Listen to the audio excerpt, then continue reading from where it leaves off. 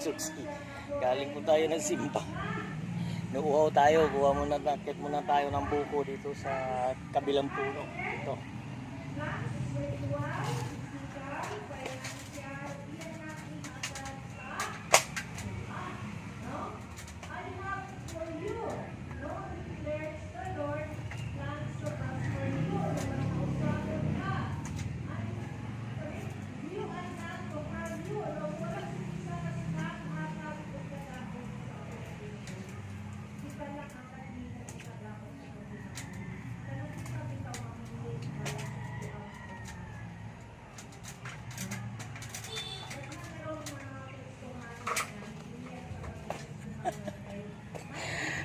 Tcharan!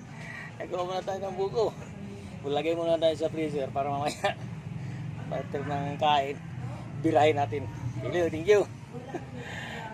Pag may tinanim, may anihin din. Maraming salamat sa inyo. Master Pai Vlog po.